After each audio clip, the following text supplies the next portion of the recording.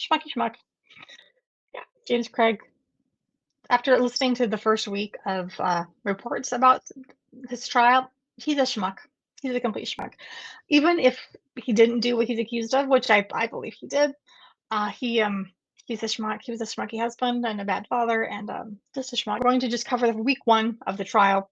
I'm going to condense a lot of the testimony because a lot of it got repetitive, redundant. A really big overview. If you're unfamiliar, he is a Latter-day Saint, which pisses me off because I am too.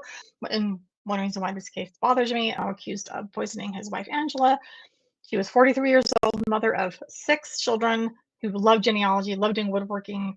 She was just this devoted mother, and her husband just offed her with a combination of arsenic, potassium cyanide, and tetrahydrozoline, which is the poisonous substance in Visine. That's gross and pisses me off. So, yeah, we'll talk about that. Let's get into it. If you're new here, I'm Annette Lyon, USA Today bestselling author of the suspense novel Just One More and a whole bunch of other stuff. I'm also true crime junkie and woman of faith, a Latter-day Saint. So one big ground rule here, people of all faiths are welcome, or of no faith, but we respect each other. So no hate comments at all. Thank you in advance. Appreciate it. James Craig. As I have said many times, I try to have deep respect for victims, but when it comes to perpetrators, I will mock you. This is James Craig, and I'm going to call him Jimmy Boy because he does not deserve respect, in my opinion. Even if he is innocent of these charges, which in my opinion, I'm not a lawyer, paralegally, and none of that stuff. I'm my personal opinion. I think he's an absolute schmuck and that he did this. Even if he didn't, yeah, we don't like him. He's a jerk. So he is charged with 6 felonies. First degree of the big M, or his wife Angela. Here's the fun part. He's also accused with the things that happened behind bars. 2 counts of soliciting others to tamper with evidence, and 3 counts of soliciting others to commit first-degree perjury. No! Yeah, there's also there's not a charge for this from what I can tell, but it looks like he was also trying to put a hit on the lead investigator from behind bars. So he's just a peachy person. Angela died in 2023, March of 2023, from poisoning. Again, arsenic, cyanide, and tetrahydrozoline. So this is absolutely gorgeous Angela, who she absolutely deserves justice. She was the mother of 6 children. There were 4 older kids and then 2 younger ones. There was a bit of an age gap, and so throughout the trial, they were referring to the younger 2 as the littles, which is so sweet. She had recently started homeschooling the 2 youngest. 3 of the children are currently adults, and so we are allowed to use their names, but we're not showing faces at all. Those 3, there's 2 daughters and a son who are all adults now. Miriam, who goes by Mira, Annabelle, who goes by Belle, and then Tolliver. So reports of those who were in court have said that early in the week, so the trial began on Tuesday, went through Friday, so we had 4 days of court. In week 1, he started out showing a lot of emotion and like pretending to cry or whatever. But as the week went on, he showed less and less emotion. So, yeah, that tracks. And there's also reports that his son Tolliver, alternate which side of the courtroom he sits on each day. Sometimes it's on the prosecution side, sometimes on the defense side, which just only goes to show just how. So this poor boy, his life has been torn apart. This family is unraveling, and it's his dad's fault. Opening statements kind of give us some of the big overview things. On March 15th, Angela was rushed to the hospital. She had already been hospitalized twice before this, the same month. She'd just gone out of the hospital the day before, but she was rushed to the ER in critical condition. While at the hospital, this is in opening statements, Jimmy Boy went into her room alone, where they believe he had administered the final fatal dose of cyanide. Now, she had been poisoned several times by this point, but that was the final dose. So they talk about the last about 10 days of her life. Began with a trip to Utah and a genealogy conference with her sister. Considering the timing and what conferences that happen in Utah, I'm quite sure that was Roots Tech. Roots Tech is run by Family Search, which is the genealogy website, basically one of the biggest on the planet, that Ancestry actually uses their data and whatnot, but it's all under the umbrella of the Church of Jesus Christ of Latter-day Saints. So it's this huge, massive conference that they put on. This is also the fact that Angela was very big into family history. Keep that in the back of your mind, because there's creepy element later on that Jimmy Boy uses. But yeah, that will become relevant. On March 6th, she returns from the trip. Jimmy Boy makes her a smoothie and she immediately gets sick. She's getting dizzy and she's feeling strange and she faints. She was found by her children. Now, at least the older two were off at college by this point. It's very likely a young child found her. Or maybe it was like a teen. One of his big defenses here, which I'm jumping ahead, is that this was a suicide attempt. Here's the thing. Women Statistics show that if women take their lives, especially if they're mothers and have children, they're very aware of how they will be found. And they want to make sure it's not traumatizing to their loved ones. This is why women are far less likely to use, say, a firearm or something like that. They will usually overdose on something so that someone finds them, it's like they're asleep. No one who wants to end their pain in this life would do it by dragging it out for weeks. It makes no sense, let alone a mother who would know her children would be the ones to find her. So she's taken to the hospital on March 6th. Because, as I said, I'm pretty sure that was one of her kids who did it at that point. After to have two more hospital visits, lots of tests, all of this stuff, and they cannot figure out what is going on. They say, go see your primary care doctor. Maybe he can find it, but the doctors have no clue what's going on. We learned in opening statements family had security cameras in their house in the kitchen. So we have footage of James making these smoothies. That'll be interesting. And that we will get to hear private conversations that they had, probably about his affairs and bankruptcies and stuff. And there's apparently an image of him holding the shaker bottle in his hand that he's getting ready for Angela to drink. And apparently there's some footage of Angela crawling, barely able to move on the floor. Something else that is very much, this does not make sense for someone who wanted to off themselves. There's evidence that Angela was Googling her symptoms and trying to figure out what was wrong with her and to try to find a solution. That is not something you do when you're trying to leave this planet. On March 11th, she crashed again right after her husband brings her a meal. She goes back to the hospital. On March 14th, she's discharged. She does more searches for her symptoms, including things like heart failure. The very next day, she crashes again and she's rushed to the hospital. I believe this time it was her brother who took her. She expresses just absolute fear and frustration. She wants to be home with her kids. What is wrong with me? I don't know. James, at this point, takes a picture of her unconscious in her hospital bed. And I've seen it. I'm not going to show it because I think that is just disrespectful to her. He sends this picture of his wife dying in her hospital bed to his new girlfriend, Karen Kane, that he just met at the dental conference. Why do you it makes sense to send it to the children? A mom's not doing well and sends her love or something or update for them. But to your new girlfriend, schmucky schmuck. Shortly after midnight on March 16th, she was declared brain dead. Immediately, the police started investigating. They carry out warrants, and on the 18th, she's pronounced dead. The prosecution says his motives included his just decades of mistresses, affairs, including a brand new one, a failing dental practice, massive debt, and of course, life insurance policies that he could cash out. They didn't say this, but I believe another threat was that she was wanting to divorce him. She almost divorced him a few years prior, and I suspect she was threatening to divorce him again. And he is someone who he has an ego the size of Montana. He wants to end his marriage so that he can be free to philander all he wants, but he wants to save face. And if his wife just dies, then he doesn't have to be a guy who was divorced and had a failed marriage. But that's my opinion. 2022, apparently the year before, things came to a head and they did nearly divorce. But then they tried to reconcile. And just months before she died, one of the daughters later said that, yeah, things seem to be better. Things seem to be normal again. But no, he never stopped having affairs at all. In fact, they say that even though he had just met Karen Kane about 3 weeks ago prior, they found 4,000 texts between Karen and Jimmy Boy. So that's a lot.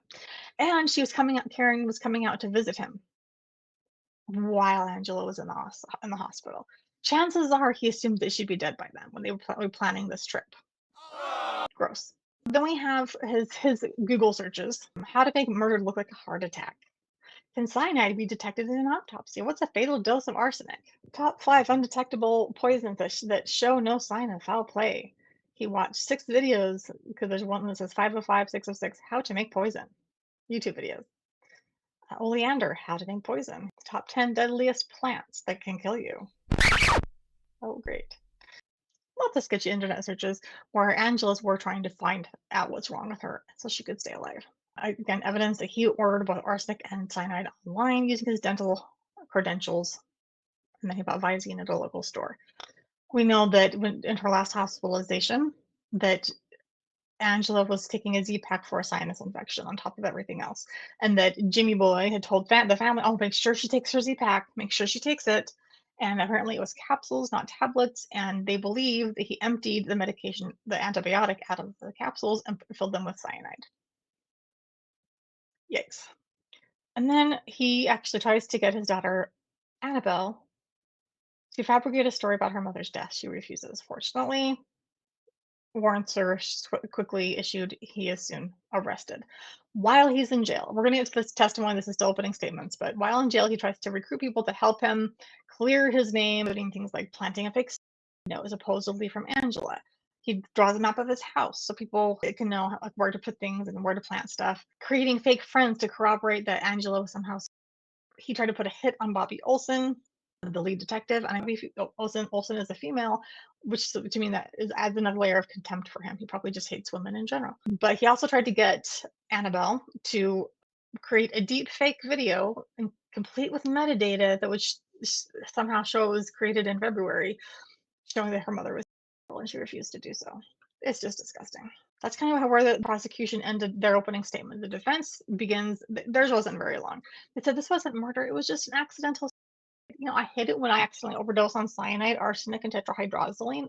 Bummer when that happens. So they say, yeah, the text from Jimmy Boy to his wife, he looks like a spiritual, doting husband. I'm like, yeah, he looks like it. He may act it. That doesn't mean he is. He's a psychopath. So they say that, yeah, he had many affairs. But it was because of his anxiety that he would be charged that he was trying to fabricate evidence. Not that he's guilty. He tried to fabricate evidence, but that doesn't mean anything. It just he was just had anxiety. He probably did have anxiety that he would get caught. I said, well, he tried to change. No, he didn't. No, he didn't. I wanted to go, oh, you went, poor boy. And then the classic defense, the police had tunnel vision. Okay, if it walks like a duck and it quacks like a duck, it's probably a murderer. Finally, then get to the prosecution witnesses. We begin with ER doctors from the March 6th visit. Actually, this one doctor saw her on March 6th and March 9th. She's tired, she's worried, and Jimmy Boy shows up in scrubs. Apparently, this is an ongoing theme. Everywhere he goes, he's in scrubs. And I found it interesting because most real doctors don't do that. So if you're familiar with Dr. Glockenflecken, that's not his real name, but he's this TikTok hilarious doctor. He has a podcast with his wife and all this. He's hilarious, but he and his wife were discussing how he can't stand wearing scrubs in public because he feels like they're a sign of like germs and stuff. And she's like, nobody else thinks that, but because but as a doctor, when you're wearing scrubs, that's why you're wearing them because you're around stuff. And even though he's an eye doctor, and so he's not around like really gross things for the most part, he doesn't. He needs to get them off and put something else on. And yet, Jimmy Boy is always wearing scrubs in public. And I also remembered if you ever watched Dirty John or listened to that podcast, that true crime story. Yeah, this is a guy who pretended that he was an anesthesiologist, was not. And he too wore scrubs, even to like fancy events. That should be just a massive red flag. But they lots of tests, and then he comes back, send her home. She's back in the hospital. She's worse. Still, all tests are normal. Testing for poisons doesn't even cross anyone's radar at this point.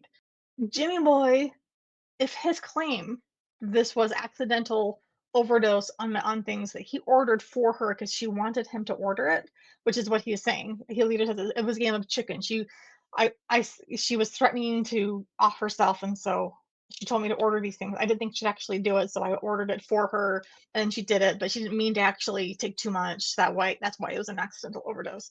If any of that were true, any of it, then when she's in the hospital and clearly in distress and doctors can't figure out what's wrong, why wouldn't he then say, actually, you know what? This is going to sound crazy, but I didn't think she would do it, but I did order this stuff. Maybe she took some. Maybe you should test for that. You would think that that's what he would say if he was a concerned husband and he knew that she had been threatening stuff, he would say something. But did he? Of course not, because he's a schmuck. Schmucky schmuck. To an ER nurse, basically her testimony was how a blood draw is conducted, and that she did a blood draw and sent it for testing. There's a lot of very basic things that you have to lay foundation, and there's some witnesses that they laid foundation for just basic stuff, and then they're going to come back for more things later. Another ER doctor testified who saw her on the 11th. This is the long hospital stay from the 11th to the 14th. So her heart rate was just all over the place. It was fast and then it was slow, and there was no explanation as to what was causing it. There was no apparent trigger for it to go higher or low or anything. Once again, Jimmy Boy does not mention toxins or poisons to anyone that he's on the phone with. They consult a cardiologist, they consult a neurologist. Neither one can find anything. The only thing they can find is a low white cell count. And so they're like, maybe there's just some virus that your body's having a hard time dealing with. We don't know. But go home with a heart monitor, go get a sleep study. They stopped her Z-Pak, thank heavens, because it was probably nothing but cyanide at this point. This doctor said that he didn't know that she'd already been to the hospital and been seen for these same issues before. If he'd known that, maybe he would have thought bigger. Like, okay, well, what else could this be? Could it be poison? Then we have a cardiologist who testified that he reviewed everything on March 13th. After reviewing all of the tests and everything, he goes, I don't know what's wrong with her, but it's not her heart.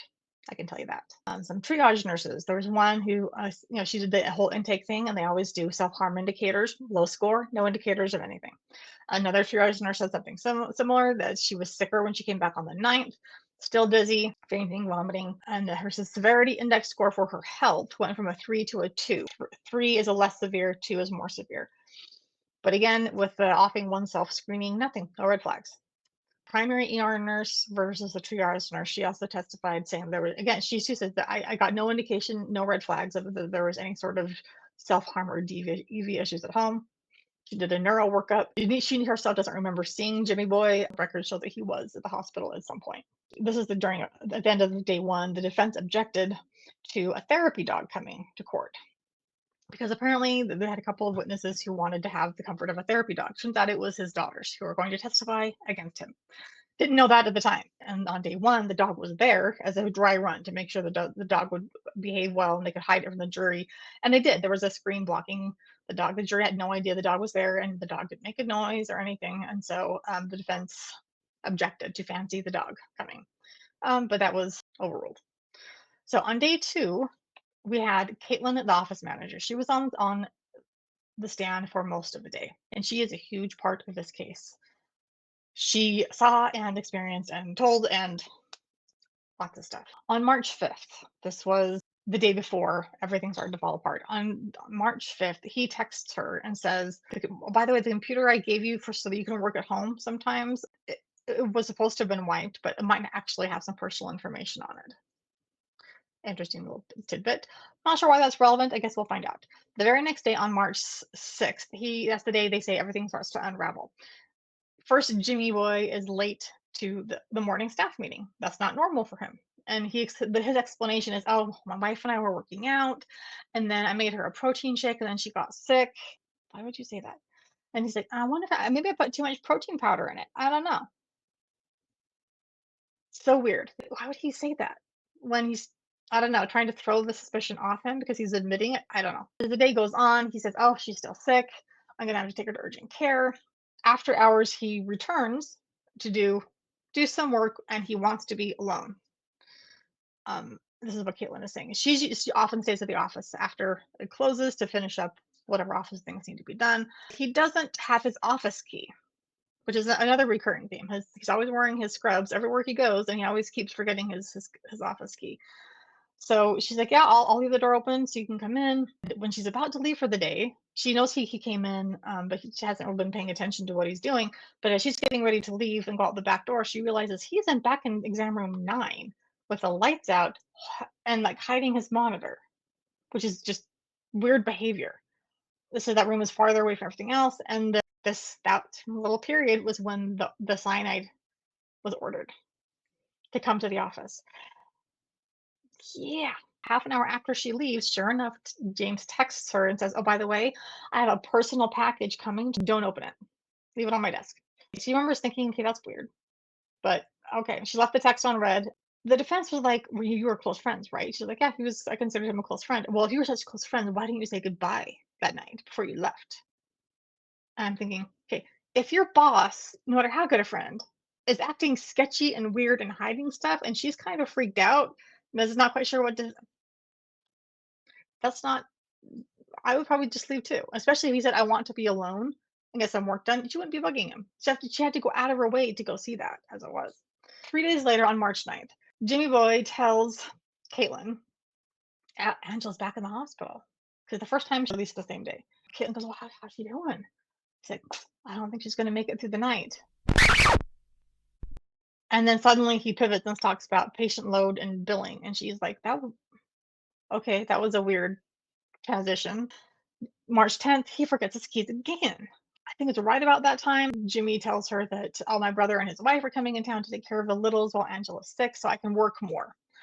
We later find out that he hardly works at all. More on that later. But Jimmy Boy has checked with Caitlin several times over the last several days to see if his personal package has arrived. He's constantly like, has it come? Has it come? Has it come? And she's like, no, it's not here yet.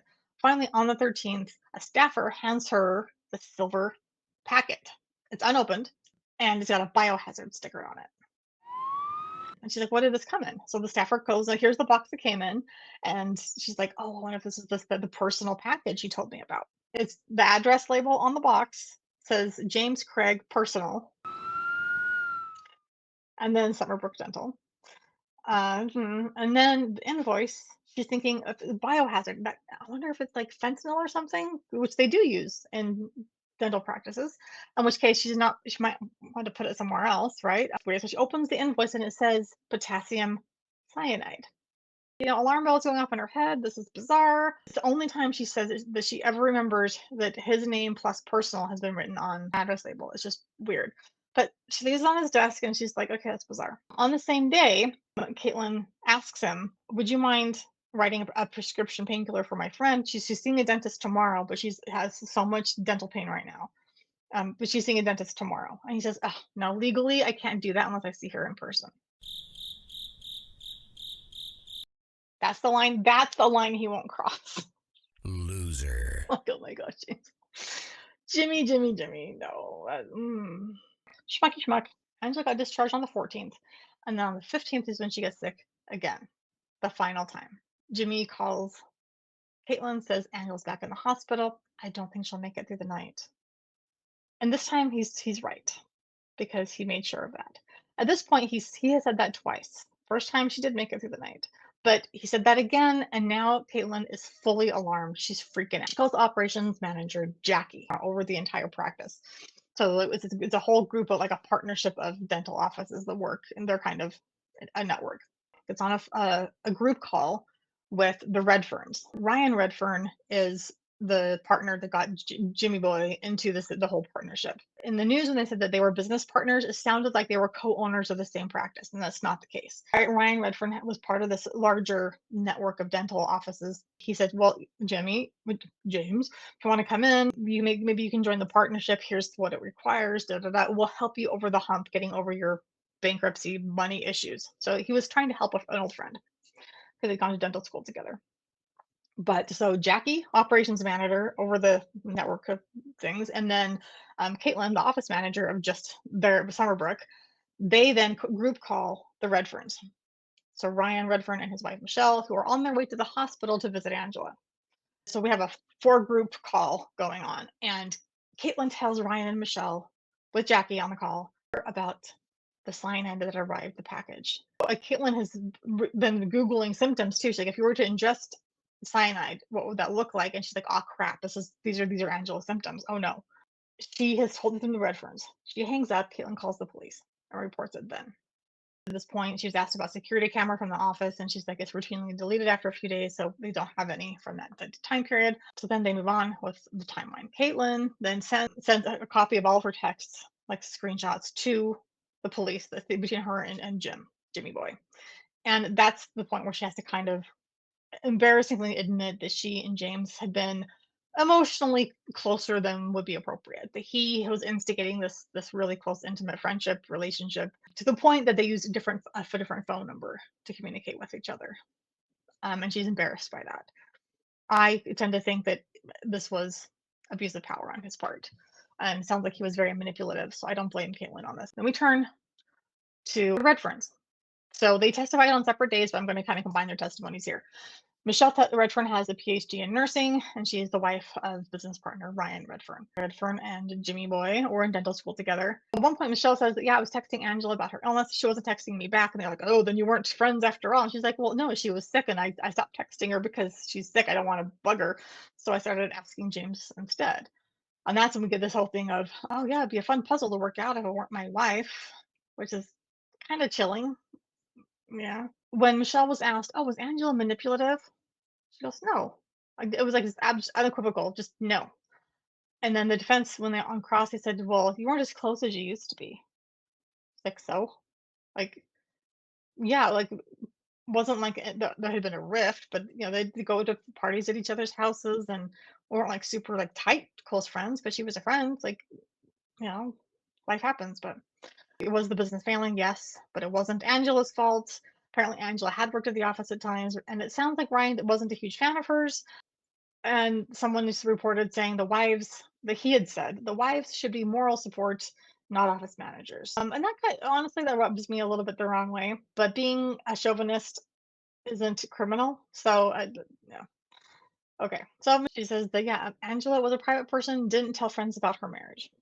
But alas, we did find out that Jimmy Boy tells everybody that his marriage is in trouble, and he spreads a lot of crap about her. Unfortunately, he says bad things about his wife and then insists that you can't tell anyone about our marriage, or that's disrespecting me and our marriage, and how you can't do that. She kept her end, but he did not. We learned from the Redferns that Jimmy Boy had to pay $18,000 a month towards bankruptcy costs. And yeah, but apparently he still was not pulling his weight with the partnership. So the partners had a meeting without him to say, okay, should we kick him out of this whole thing? What can we do to turn this around? And so they came with a solution. Ryan shows up at his house at like 9 p.m. one night and says, okay, you can't be part of this partnership unless you fix some things. And here's what you have to do. You're gonna have a pay cut from 35% to 25%. You need to cancel your upcoming trips. Sounded like specifically European trips, but he traveled a lot. It sounds like he was doing seminars and teaching stuff, which also tells me that's when he was having lots of affairs because he met Karen Kane at one of these dental conferences. Yeah, he was going to be expected to work at least 180 days a year, like all the other partners did. And to give you an idea of what he was working, he had been working 10 to 12 days out of every 60. So that's not much. So once he's in the office a couple times a week, like, so that's why he never had his key, maybe because he rarely needed it. Yeesh. Ryan and Michelle talk about when they headed to the hospital and they got the phone call from Caitlin and Jackie. When they park again, they're in separate cars. Michelle says, yeah, I learned that she moved to the ICU, and I'm really concerned about that. She arrives shortly after her husband does, and she also sees Angela's brother and the Craig's bishop as their congregation leader. Angela's pronounced dead that night, shortly after midnight. Now, when Jimmy Boy, steps away on a phone call, Ryan then grabs a nurse and says, okay, we just learned about this whole cyanide thing. And then he ends up talking to a forensic nurse for 45 minutes to say what they know. I'm wondering, honestly, if that phone call that Jimmy Boy had right then was Karen, his latest mistress. After all of that happened, understandably, the Redferns are somewhat shaken up. I'm guessing that's why they left in one car together. They didn't say so, but they arrived in two cars, left in one. I'm guessing again because they're both kind of shaken, like, oh my gosh, what's going on? And then Jim calls and he tells Ryan, I learned something upsetting that you told the cops something about me. And then he says, oh, Ryan, what have you done? And apparently he repeated that several times. Oh, Ryan, what have you done? Oh, Ryan, what have you done? No, Jimmy, what have you done? You don't put this on anyone else. You schmuck. Schmucky schmuck. Eventually, Ryan ends the phone call by saying, get yourself a lawyer. Next witness I'll talk about here was an account protection specialist. This is from like a grocery store type place. It sounded like they went over some receipts of transactions that were connected to Jimmy Boy's credit card. On March 8th, he bought 12 packages of Visine. I'm not gonna. There's also groceries and whatnot, but then on March 9th, he bought 7 more packages of Visine. Okay, and they were like, "Oh, well, can you prove it was him using his card, not someone else?" Oh, we know it was his card that was used, not necessarily that he was there. Do you have security footage? And apparently they don't. It's been long since deleted. Now the defense then they again, you can't prove that he's the one who made those purchases. But even if he did, Mormons are known for having like a lot of food storage. So he was just getting Visine for storage. Okay, no, number one, Visine is not food storage. And yeah, you can store other things that aren't food, because food storage is a good idea to have emergencies on hand, and medication would be a good thing to have on hand. But we're talking ibuprofen, aspirin, band-aids, Neosporin. We're not talking Visine. I don't know anyone who has 19 packages of Visine in their storage room. Give me a break. Then we have the director investigations from the hospital talking about their security footage, and they have some, and so we didn't get to hear about it, or they didn't show it in court even.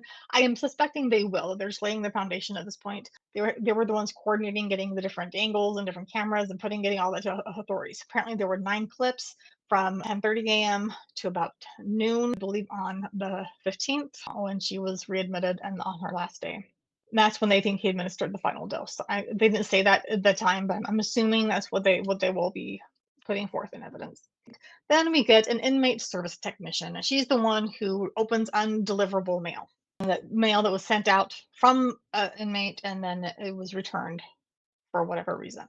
We learned from that she opened some things. Thank heavens he had misaddressed it or whatever. That James had tried to set up some plans with burner phones, secret passwords, and then a second letter, like a letter within the letter to potential conspirators. To find some attractive women, they had to be attractive, who would then be witnesses to say, "Oh yeah, Angela told me that she was going to frame her husband for her murder." What?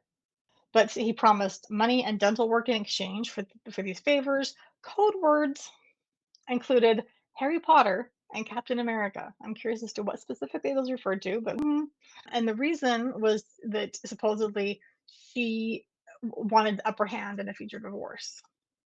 That's his pretend little theory here. If someone is trying to set up things so it looks like she would be poisoning herself but framing her husband so it looks like he did it so she can get an upper hand in a future divorce, that's hard to do when you're dead.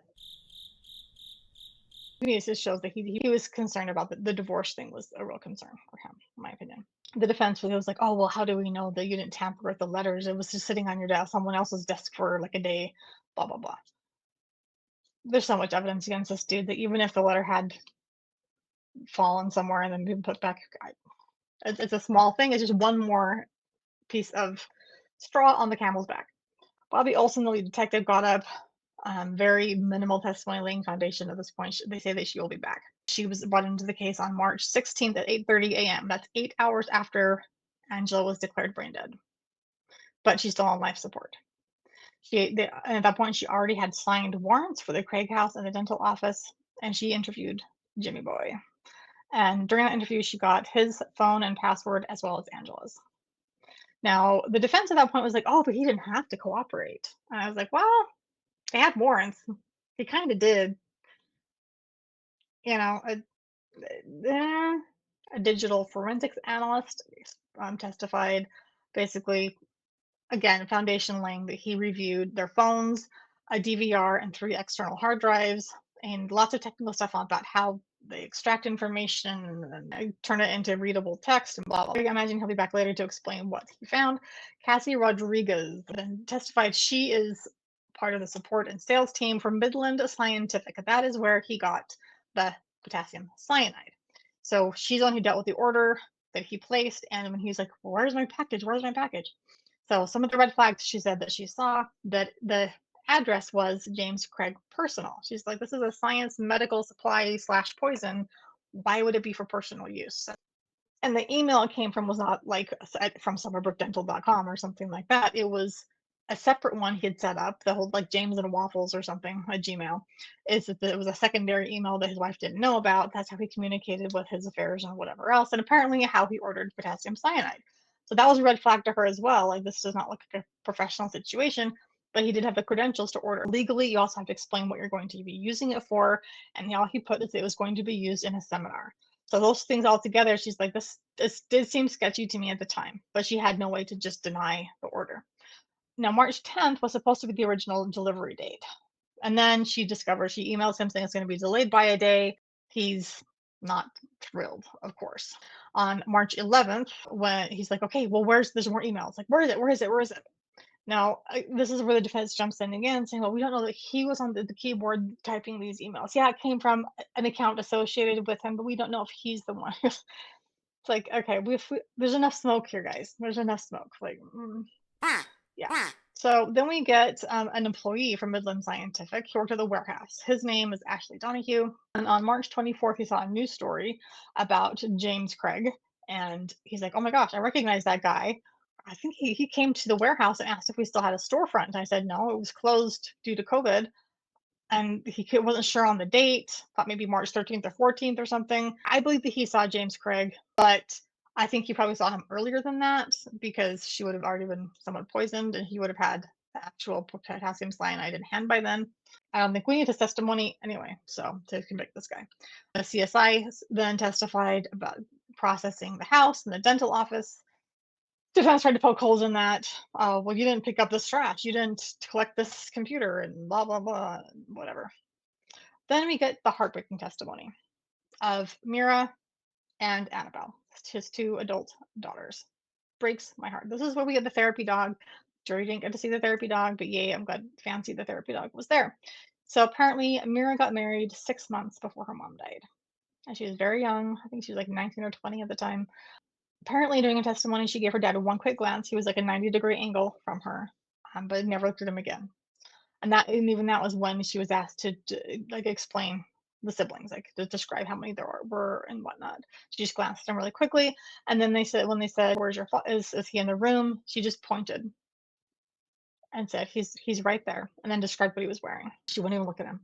When asked who was your mom, she just broke down and started to cry and said that she was just the best mom.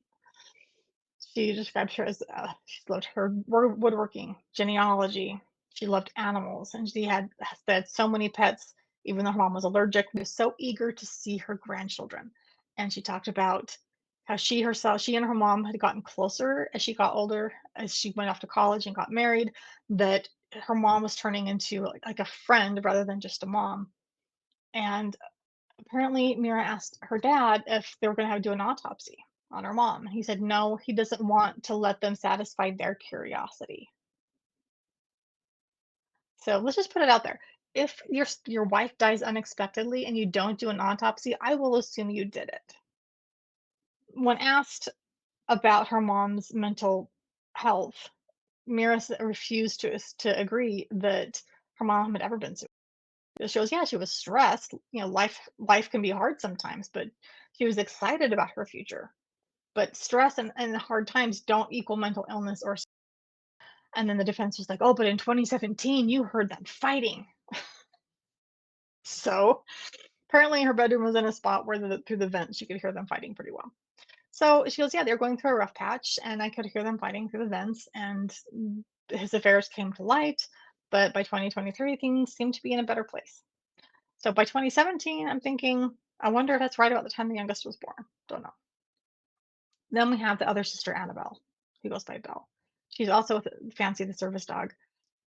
Jimmy boy, he gave her a call from jail, gave her instructions to bail out a cousin named Jonathan. Don't tell anybody. Pay the full amount, don't tell anyone. So she secretly did. And her brother's like, where are you? And she's like, I'm nowhere. She's just trying to, eventually she confessed to her brother. And he's like, no, something's sketchy going on here. You need to undo this. And so she tried to take it back, but the payment already went through. So they're like, oh crap. So they go and they're at the jail, and this Jonathan guy walks out. Complete stranger. Not a cousin. Yeah, just spoiler. But he has a letter handwritten by Jimmy Dad. She opens it up, and it gives her all kinds of information saying, yeah, your mom was trying to set me up for her murder. She was trying to then frame me for. So here's what you're going to do. You're going to go to the dark web and you're going to make a deep fake video. Here's how you do it. You're going to use burner phones. You're going to make sure the metadata says it makes it look like it was made in February. Da, da, da, da. I can't even believe. Now, to her credit, she did not react like Emma Daybell. She was like, "Dad, no, not happening." So here's where the remember how I said I'd family search roots tech, something's gonna come back with that? Yeah. And then he had code words with other people that were like Harry Potter and Captain America. The code word he picked for this with Belle was Memories Project. That's literally something within family search. There's a whole memories team. He would have known that memories is a whole section of the family search website. He would have known that because Angela was so into genealogy. That is another layer of chilling to me. I mean, I get goosebumps just thinking about it. That he would name this conspiracy he's trying to create with his daughter after an element of this hobby that his wife loved so much. That it's connecting family across generations. That she loves her family. And he names this thing as he's trying to get off from killing her after that project. That's just a whole new level of psychopath. So in that same letter to Belle, he denied that they had any money troubles whatsoever and said, "Oh, your mom just accidentally OD'd on cyanide," which, again, hate it when that happens. And asked, "Was your mother manipulative?" She said, "No." And then she's like, "Okay, well, the one time she felt like maybe her mom had tried to manipulate her was to stay in piano lessons." It's a teenager. And she goes, "But okay, that's probably just normal parenting. That's not really being manipulative." And she was the daughter who took her mom to urgent care twice. Let me get a relatively brief testimony from a dental assistant who worked at Summerbrook for 6 months. On March 9th, she says that Jimmy Boy forgot his laptop at the office and he needed to come get it. And then on the same day, he starts texting her saying, "There's a dental class that'll be at the office tomorrow. I guess office is closed on that day, but would you mind helping out?" And just being an assistant, just sterilizing rooms and whatever else. But she didn't know who the doctors were, but she's like, "Yeah, sure, I can be there." So on the day of the class, the very next day, March 10th, that's when he thinks the package is coming. Cyanide, remember? It was supposed to come on the 10th. And so he's like, "Okay, it's coming, it's coming." He keeps asking her about it. And she said, no, checking the mail wasn't normally part of her job. She's a dental assistant, right? But this was a day when the rest of the staff wasn't in. She's like, "Okay, it makes sense that he's asking me because no one else is here." So she didn't think too much of it. At one point, he's forgot his key. I don't know how many times that happened, but so she offered to leave the back door open. Must have been closed at some point because he needed to get in and it was closed again and blah, blah, blah. Molly Harris, detective. So apparently we have at least 2 female detectives that are going to put him behind bars. She talks about the digital evidence. She went over a lot of that stuff, how Jimmy Boy in that little Waffles account, he used his real name, his real birthday, and his real phone number to set it up. Aren't we glad that criminals tend to be stupid? It's awesome. Through that email, they were able to find his Amazon order for the arsenic, the product listing, the delivery information, all of that he uses medical credentials to get. And of course, all of his really creepy Google searches. And then they also talked about Angela's searches again, trying to find out what was wrong with her, trying to save her own life versus his of like, "Oh, how much arsenic will kill a person." Text between Jimmy Boy and Angela, lots of tension from December of 2022, which is weeks before he met Karen. Meaning Angela. Angela had moved out of the room, was sleeping elsewhere. Swears he wants the marriage and he wants Angela. But almost within the next breath, he's off having more affairs. At one point, Angela texted him, I assume you made it to the cabin and have no service." It sounds like he was going off to have an affair somewhere. And she then texted, "Don't come home. I don't want you." And eventually he replied to that with, "I want you." His feelings are the only ones that matter. That's a recurring theme here. Like, she's miserable, she's hurt, she's upset, but I want you. And then, "Ryan, what did you do? What have you done? You're destroying my family." No, James, you destroyed your family. Molly also testifies that they found an order for oleandrin, which is another poison. Emails that show how annoyed he was that the cyanide hadn't yet arrived like it was supposed to. She was there when the warrants were served. how once they were inside the house, they realized they wanted to collect more things, so they had to amend the warrant so it could expand it so they could get more things. So they stepped out of the house while waiting for the judge to sign off on the amended warrant. They discovered he had been on a site called Seeking Arrangements, which is a sugar baby site.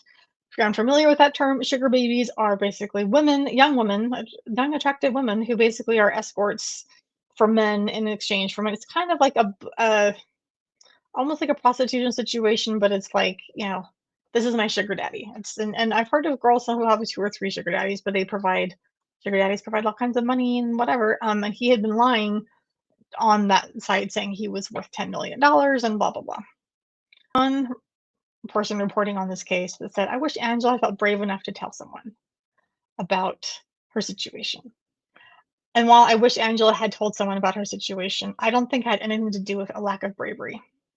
I think Angela was so brave and she was fighting. She was fighting so hard for her life, for her children. She had left the bedroom. She was trying to escape that marriage.